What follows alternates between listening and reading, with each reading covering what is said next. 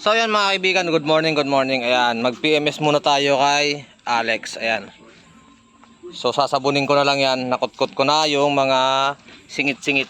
Ayan. So sasabunin ko na lang ulit yan. Tapos ito naman susunod natin, chassis ni Alex. Ayan. So pipinturahan natin to. Comment kayo kung anong gusto nyong pintura, kung anong ikukulay natin kay Alex. Okay, so kukutkutin natin yan. Ipo-full maintenance natin ngayon si Alex kasi naglalambing. Nagpalit na tayo yung spark plug, fuel filter, nagpalit na rin tayo kasi medyo nag-hard starting na siya sa umaga. Hindi na siya nawawang click. Yan, so pinalitan na natin kaya naglalambing kasi si Alex. Okay? So pinol PMS ko na rin para wag na siya maglambing, wag na siya magtampo. Sasabihin niya puro motor ng iba ang ginagawa ko, tapos yung motor natin hindi natin nagagawa. Okay? Yan. Comment kayo kung anong kulay ang lalagay natin.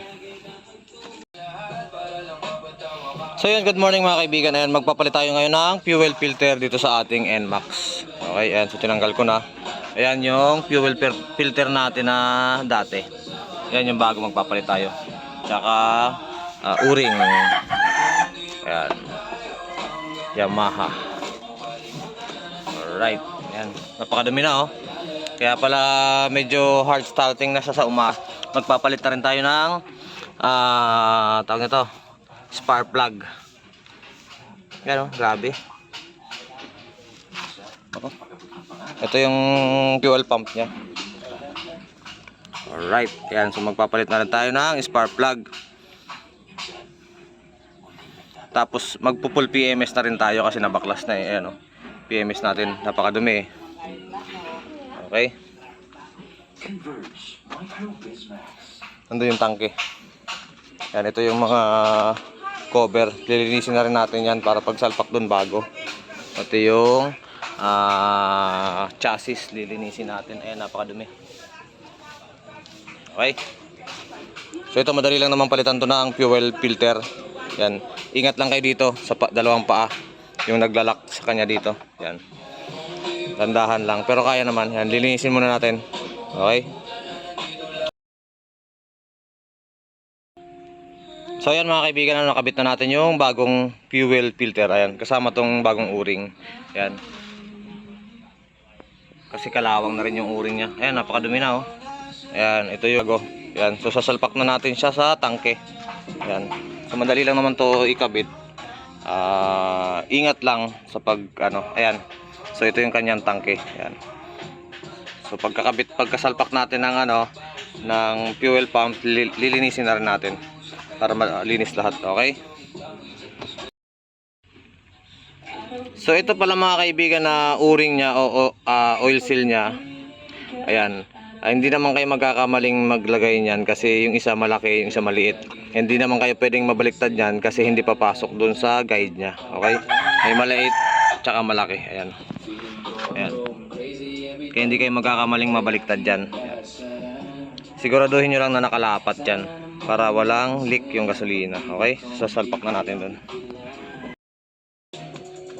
Okay mga kaibigan, so magpapalit na rin po tayo ng spark plug. Ayan, gagamitin natin ay Seaworks. Ayan, tatry natin si Seaworks. Seaworks, baka naman, Sir Mel.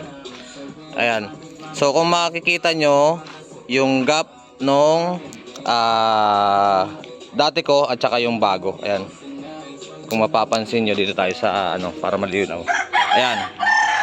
Kung mapapansin nyo po yung gap nung luma tsaka yung bago. Ayan o. Medyo malayo na. Ayan. Medyo napapansin ko kasi lumakas sa gas. And then parang humina na yung batak niya. Tapos sa umaga hindi ko na siya makuha ng one click. Mga 3 redondo muna bago siya i-start. O 3 pisil ng starter button. Ayan. Dati one click naman. Ayan o. Medyo iba na yung spark plug nya. Ayan. Yung GKR na nakalagay pa dito. Ayan. So susubukan natin ngayon yung Seaworks ni Toyota Tosho. Ayan o. Okay. Kita ba? Ayan. So isasalpak natin. Ang code po pala nito ay ito, TCB 8RE. Okay. Ito naman sa NJKR, ang code naman niya ay CPR6EA. Yan, so try natin tong C-Works. So ayan mga kaibigan, ipo-full PMS na natin yung ating NMAX. Ayan. So nalinis ko na yan, i-double coat, i-ano ko na lang yan, sasabunin ko na lang. Kasi nakut-kut na natin yung mga singit-singit niyan.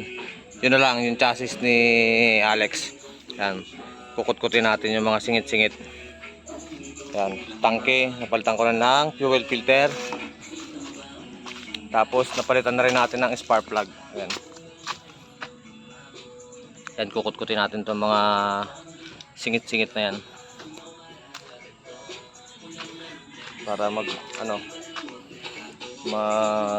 mukhang bago ulit. Wala pa tayong pang repaint, i-repaint natin yan. Suggest kayo ng kulay kung anong ipipintura natin kay Alex. Yun mga kaibigan, nalinis na natin. Yan. Break time muna tayo. Yan, sarap nito ikabit mamaya. Malinis na siya. Yan, pintura na lang kulang yan. Yan, sarap niyan ikabit dito sa NMAX natin kasi bagong linis na rin yung loob. Pati yun, nilinis na rin natin. Ay, dami natin kasoy, oh. Kasoy for sale. Yan, break time muna tayo. Nag-skyflex tayo. Ito hindi ko na binaklas kasi malinis naman ito. Nilinis ko nung nakaraan yan nung binaklas ko. Ito lang hindi ko nalinis kaya binaklas ko na rin. Okay, ito yung tangke. Yan, break time muna tayo tapos kabit na natin yan. Salpak na natin lahat ng cover. Tapos testing tayo kung magwa-one click na siya. Okay?